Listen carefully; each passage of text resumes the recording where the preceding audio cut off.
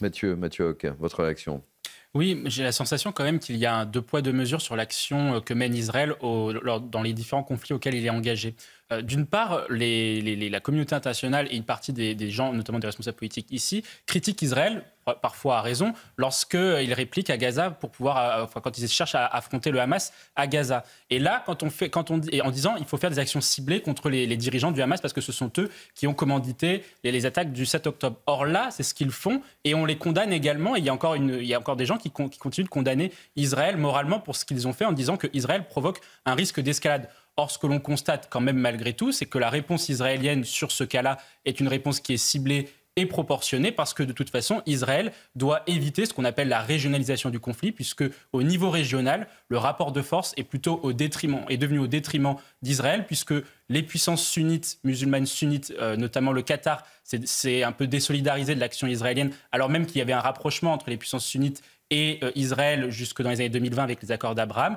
Et Israël doit faire face à un arc chiite qui lui est foncièrement hostile avec l'Iran, la Syrie et le Hezbollah, qui sont des adversaires beaucoup plus dangereux que le Hamas. Donc effectivement, Israël est pris en étau avec un deux poids deux mesures qui est fait sur les personnes qui commandent son action. L'Iran réagit et décrète pendant 3 jours un deuil national après la mort du chef du Hamas, à Amaury Boillet. Oui, il faut rappeler que ce sont 2 opérations ciblées, donc qui ont visé à la fois les leaders du Hamas et du Hezbollah, des opérations en représailles, en réplique à la fois évidemment au pogrom du 7 octobre, pour ce qui est de Ismaël Haniyeh, et de cet assassinat horrible qui a eu lieu, de cette frappe, de cette attaque qui a eu lieu samedi dernier et qui a tué 13 enfants et adolescents dans le nord d'Israël. Donc c'est une événement assez officiel, notamment avec le président de la République. Vu la météo parisienne, peut-être qu'il va s'affranchir de cette obligation. C'est la petite histoire dans la grande histoire. J'aime bien ces petits à côté. Mathieu Hoc, oui, vous y voyez quoi dans cette réunion gouvernementale? Parce qu'évidemment, on va parler des JO, mais comme nous l'a dit Thomas, on ne va pas parler que des JO. Non, tout à fait. Il y a 2 enjeux en fait pour Gabriel Attal avec cette réunion. Le premier enjeu, c'est un enjeu qui est d'image. C'est-à-dire qu'en fait, Emmanuel Macron a justifié le maintien de Gabriel Attal à Matignon et d'un gouvernement démissionnaire pendant les Jeux Olympiques pour pouvoir avec cet objectif de gérer les Jeux Olympiques.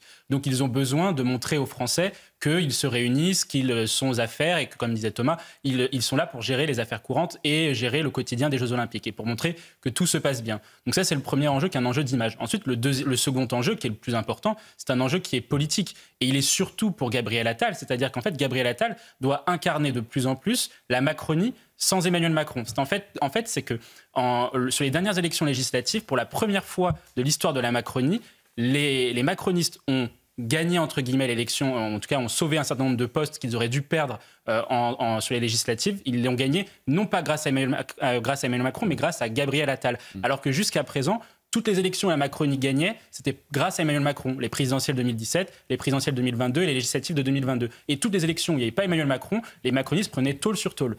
Là, donc Gabriel Attal, justement, a sauvé la Macronie d'un désastre annoncé aux élections législatives. Et donc, il doit incarner la Macronie sans Emmanuel Macron. Mais ça veut dire qu'il doit incarner sa propre ligne politique. Or, aujourd'hui, qu'est-ce que l'attalisme, si on peut le formuler comme ça? Est-ce que c'est une ligne d'autorité, une ligne qu'il a imprimée à l'éducation nationale, ou est-ce que c'est la ligne qu'il a imprimée depuis quelques semaines, qui est une ligne plus à gauche, où il renoue avec un peu son esprit socialiste initial de centre-gauche? C'est la question que je pose. Amaury. Et pendant ce temps-là, le président est au fort de Briançon.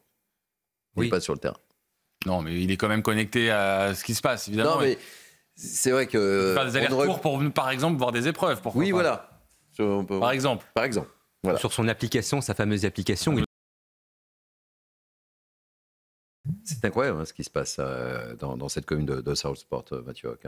Oui, en effet, on a l'impression que l'Europe occidentale est gangrénée par ce qu'on appelle, nous, la barbarisation de la société. C'est-à-dire qu'en fait, vous avez des méthodes de règlement des différends qui sont aujourd'hui différentes par rapport à ce qu'elle ne l'était il y a des dizaines d'années. Parce que certaines personnes ont importé d'une manière de concevoir les différends qui est différente finalement de ce qu'on peut faire, nous, dans les démocraties occidentales, où on règle les différends soit devant un tribunal, soit à la limite, à l'époque, peut-être par des invectives au minima. Là, aujourd'hui, il y a des gens qui tout de suite prennent des couteaux, tout de suite font des attaques au couteau. Et le Royaume-Uni, comme la France, le Royaume-Uni n'est pas exemple de ce phénomène-là de barbarisation de la société. Et en France, moi, ça me fait tout de suite penser à ce que nous, on vit en France aujourd'hui, qui est un fléau endémique, qui sont ces 140 attaques au couteau par jour que les Français subissent au quotidien, et ils attendent des réponses qui sont fortes. Alors nous, effectivement, on avait fait des propositions dessus. Nous pense que, par exemple, il faudrait systématiser les détections de métaux, notamment dans les endroits où il y a du monde,